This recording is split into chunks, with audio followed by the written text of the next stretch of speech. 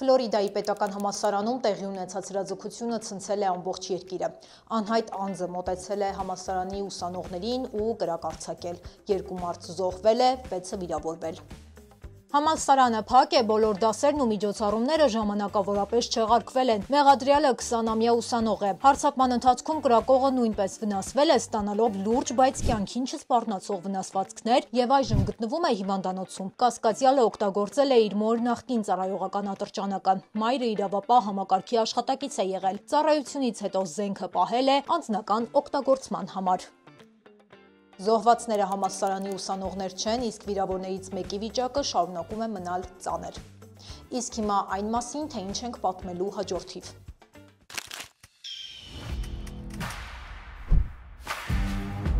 ԱՄՆ սենատորին ի վերջո հաջողվել է հանդիպել սխալման պարտաքսված ամերիկաբնակին, ով գտնվում է խիստ հսկվող բանտում։ Թրամփը փորձում է դադարեցնել ԱՄՆ-ում ծնված երեխաների ավտոմատ քաղաքացիությունը։ Ներգաղթի ծառայությունն առանց դատարանի որոշման ձերբակալել է տղամարդու երեխաների աչքի առջև։ Թրամփի զանգվածային արտաքսման ծրագիրը մտնում է նոր փուլ, ԱՄՆ-ն կրկնապատկում է ներգաղթի կալանավայրերի քանակը։ ԵՄ-ից առաջին կին ղեկավարն այցելել է Սպիտակ տուն առևտրային ճգնաժամը մեղմելու նպատակով։ Ֆլորիդայում եւ Ջորջիայում կարող են փակվել բոլորից շատ հայտնի Բուրգեր Քինգի ավելի քան 57 ռեստորան։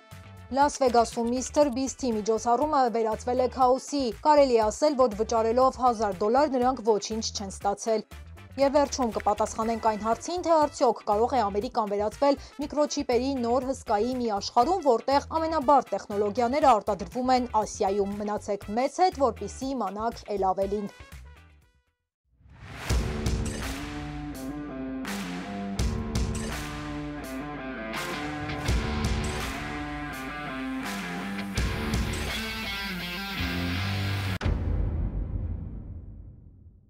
Բարև ձեզ, դուք դիտում եք Glendale Newsroom-ի հերթական թողարկումը, ես Լենա Կարապետյանն եմ ու մեր թիմի հետ ձեզ եմ ներկայացնում Ամերիկայում կատարվող քաղաքական ու հասարակական կարևոր իրադարձությունները։ Կոմենտներում գրեք, որ քաղաքից կամ երկրից եք հետևում մեզ։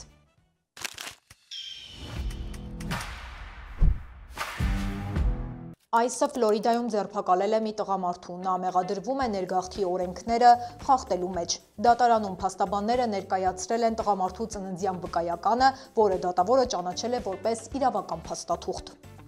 Դատարանը որոշել էր, որ չկա որևէ հիմք նրան որպես ապօրինի ներգաղթյալ համարելու, բայց դատարանի լիազորությունները թույլ չեն տալիս ազատ արձակել։ Իրավապաշտպանները քննադատում են իշխանություններին, նշելով, որ ԱՄՆ քաղաքացին կարող է կալանքի տակ մնալ պարզապես սխալ թղթաբանության կամ խիստ ներգաղթի օրենքների պատճառով։ Նրանց խոսքով այս դեպքը ցույց է տալիս, որ նույնիսկ ԱՄՆ քաղաքացիություն ունեցող անձանց իրավունքը կարող է խախտվել։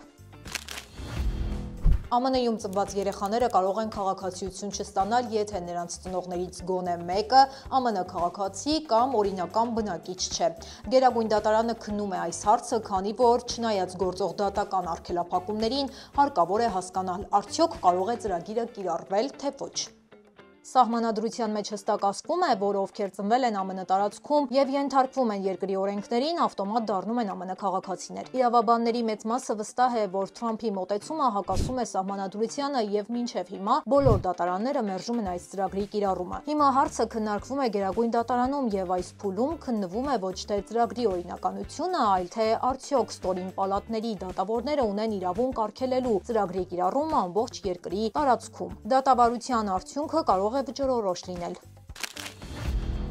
Լոս Անջելեսում ներգաղթի գործակալները ձերբակալել են մի տղամարդու 14-ամյա դստեր ներկայությամբ, նա դպրոց էր տանում երեխային։ Տեսագրությունում երևում է, թե ինչպես են գործակալները շրջապատում մեքենան եւ կալանավորում նրան։ Կինը, ով նույնպես ԱՄՆ-ում է առանց փաստաթղթերի, պատմել է, որ իրենք ընտանիքով տեղափոխվել են Մեքսիկայից 21 տարի առաջ, ունեն 3 երեխա եւ թոռ։ Կնոջ խոսքով ամուսինը արտաքսման կարգադրություն չուներ եւ անհասկանալի է, թե ինչու են նրան տարել։ Նա վախենում է, որ կարող է նաեւ ինքը ձերբակալվել։ Ամուսինը այժմ կալանավորված է ներգաղթի կենտրոնում եւ սպասում է դատարանի որոշմանը, հրաժարվելով ստորագրել արտաքսման համաձայնագիրը։ Ներգաղթի եւ մաքսային հսկողության ծառայությունը սկսում է կենտրոններ բացել, հատկապես Լուիզիանայի նման նահանգներում, որտեղ նախկին քրեակատարողական հիմնարկները վերածվել են ներգաղթային կալանավայրերի։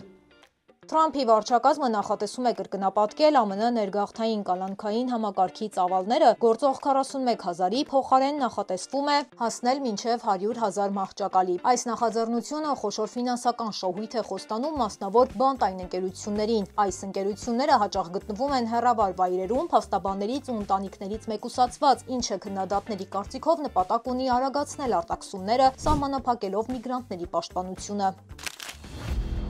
ԱՄՆ սենատորին վերջապես հաջողվել է հանդիպել Թրամփի վարչակազմի կողմից արտաքսված քաղաքացու հետ։ Հիշեցնեմ, որ քաղաքացին արտաքսվել էր Էլ Սալվադոր, որը խիստ ռեժիմով բանտ է։ Հանդիպումից հետո պաշտոնյան հայտարարել է, որ նա ուղերձ է փոխանցել կնոջը, որն ավելի քան 1 ամիս որևէ տեղեկություն չի ունեցել ամուսնու գտնվելու վայրի եւ վիճակի մասին։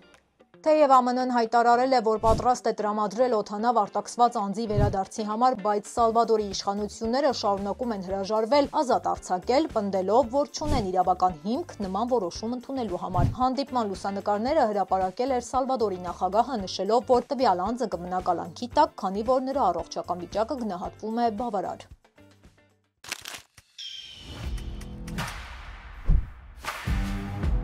Նոր կառավարության վարած քաղաքականության պատճառով ԱՄՆ վիզաների ստացումը բավականին դժվար է։ Ոմանց համար մերժվելը բախտի գործոն է, բայց մեր գործընկերները բազմիցս են ապացուցել, որ լավ պատրաստված լինելու դեպքում բախտը երկրորդական է։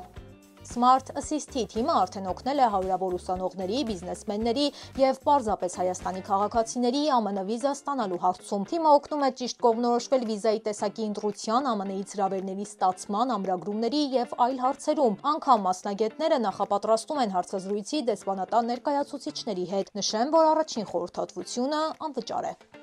Պարզապես պետք է լրացնել հարցաթերթիկը, որը կգտնեք մեկնաբանությունների դաշտում եւ Smart Assist-ի թիմը կապ կհաստատի ձեզ հետ։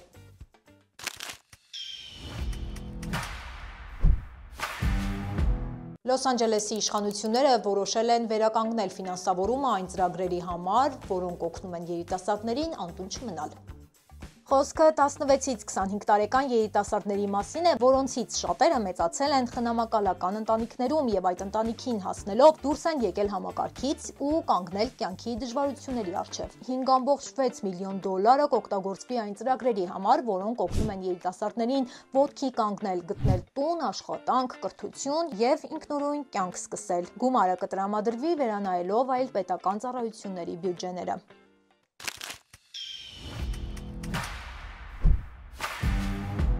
Սիրելի հետևորդներ, մինչև թողարկման մյուս կարևոր նորություններին անցնելը, եկեք տեսնենք, թե ինչ է հրապարակված մեր Facebook-յան էջում։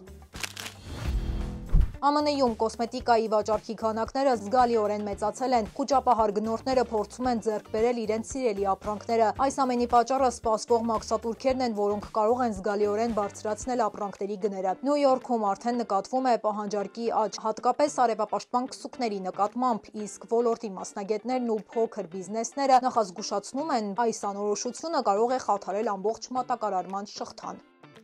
Թեև ամերիկյան օդանավակայանները առաջարկում են բարձրորակ ծառայություններ, ուղևորները պետք է պատրաստ լինեն ավելի շատ վճարել, հատկապես սննդի եւ խմիչքի համար։ Նյու Յորքի օդանավակայանում գարեջրի միջին գինը կազմում է 13.83 դոլար, ինչի 54%-ով ավելի բարձր է միջին արժեքից։ Բուրգերների գները երբեմն անցնում են 29 դոլարը, իսկ մեկ բաժակ գինու արժեքը 17 դոլար է։ Չվերթների առումով էլ մայրաքաղաքի Դալեսը ու Սան Ֆրանցիսկոն ներառվել են ԱՄՆ-ի ամենաթանկ օդանավակայանների շարքում։ Ներքին չվերթների միջին գներով մոտ 450-ից 490 դոլար։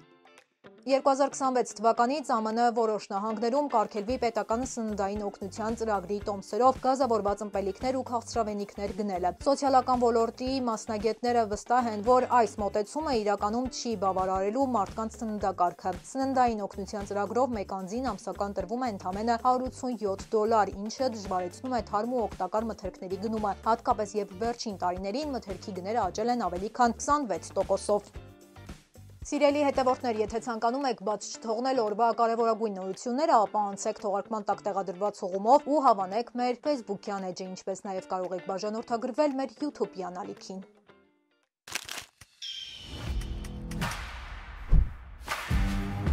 Եվ այսպես նախագահ Թրամփը դժգոհել է դաշնային պահուստային համակարգի ղեկավարից, նշելով, որ ԱՄՆ կենտրոնական բանկը չի նվազեցնում տոկոսադրույքները և չի աջակցում իրեն տնտեսական քաղաքականության հարցում։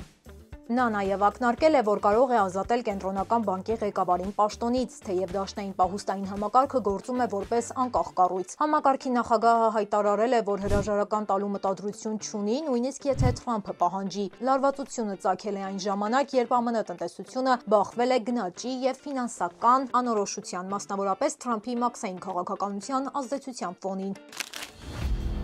Եվրամիության առաջին կին լիդեր Իտալիայի վարչապետը այցելել է Սպիտակ տուն հանդիպելու Թրամփի հետ։ Նպատակն այն է, որ որոշակի չափով մեղմի ԱՄՆ Եվրամիություն տնտեսական լարվածությունը եւ այսպես նրա այցը տեղի ունենում այն բանից հետո, երբ Թրամփը հայտարարել է Եվրամիությունից ներկրվող բոլոր ապրանքների վրա 20% մաքսատուրք սահմանելու մասին։ Թեպետ մաքսատուրքերը ժամանակավորապես նվազեցվել են մինչև 10%, Իտալիայի վարչապետը իր այցով փորձում է հանդես գալ որպես միջնորդ։ Նա հայտարարել է, որ այս մաքսատուրքերը սխալ են եւ վնաս են հասցնում ինչպես Եվրոպային, այնպես էլ ԱՄՆ-ին, հավելելով, որ Իտալիան կանի հնարավոր ամեն ինչ, որպեսզի կանխի առևտրային պատերազմը։ Փորձագետները նախազգուշացնում են, որ բացի տնտեսական հետևանքներից, առևտրային ճգնաժամը կարող է թուլացնել նաեւ ԱՄՆ-ի ռազմական աջակցությունը Եվրոպային։ Այդ պատճառով Մելոնիի այցը դիտվում է որպես կարևոր հնարավորություն վերականգնելու ԱՄՆ-ի եւ ԵՄ-ի երկխոսությունը։ Կանանց մասնակցությամբ տիեզերական թռիչքը դարձել է սուր քննադատությունների թեմա։ Թեև այն ներկայացվում է որպես առաջընթաց կանանց իրավունքների ու գիտության զարգացման ճանապարհին, շատերը նշում են, որ թռիչքը իրականում ցուցադրության եւ ինստագրամյան շոուի համար էր։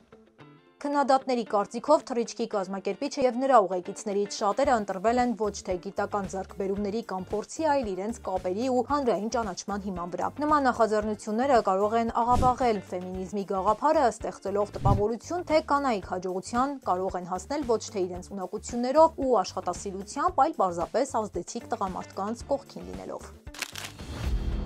Ֆլորիդայում եւ Ջորջիայում գործող Burger King ռեստորանային մեծ ցանցի օպերատորը սնանկացել է։ Ընկերությունը ֆինանսական դժվարությունների է բախվել հատկապես COVID-19-ի ժամանակներից, երբ հաճախորդների քանակը կրճատվել է, բայց ծախսերը մնացել են նույնը։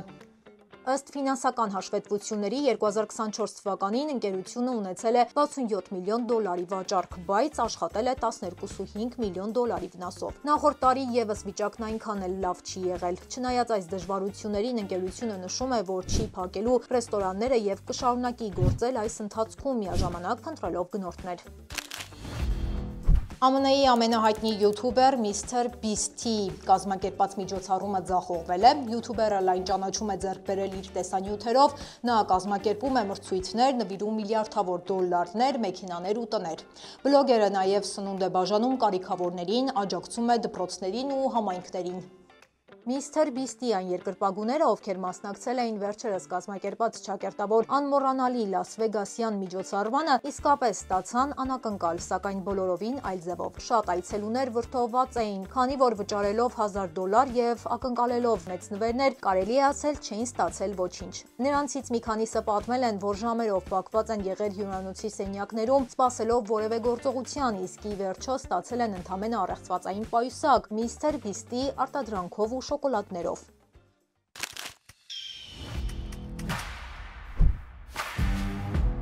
Նախագահ Թրամփը ցանկանում է նոր թափ հաղորդել միկրոչիպերի արտադրությանը, եկեք միասին հասկանանք, արդյոք Ամերիկան կարող է դառնալ առաջատար ու անցնել Ասիային։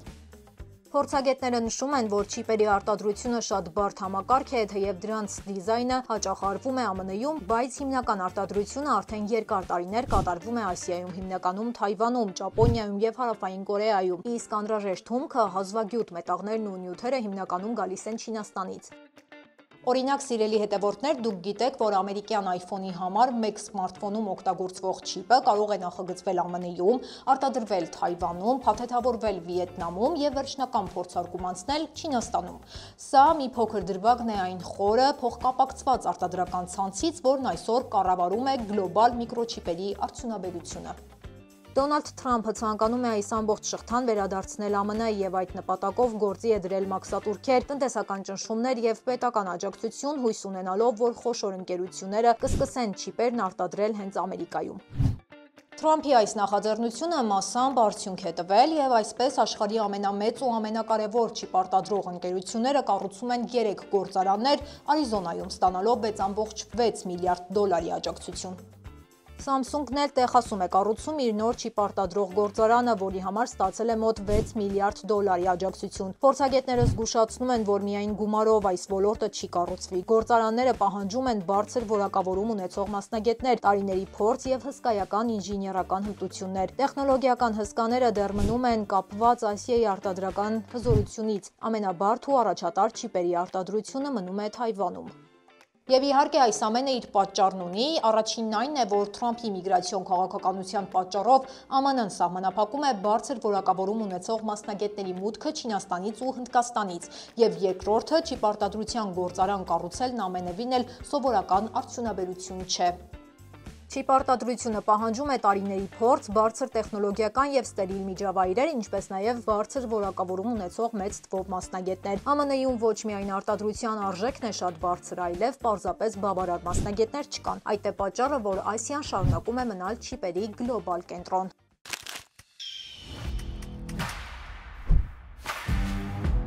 Սիրելի հետևորդներ, շնորհակալ ենք թողարկումը մինչև վերջ դիտելու համար, մենք բարձր ենք գնահատում ձեր ակտիվությունը, սիրով կարդում ենք բոլորիդ նամակներն ու մեկնաբանությունները։ Եթե ցանկանում եք առաջինը դիտել մեր թողարկումները, ապա բաժանորդագրվեք մեր YouTube ալիքին, սեղմելով subscribe կոճակը։ Այսօրվա համար այսքանը, կհանդիպենք 2 օրից։ Շնորհակալություն։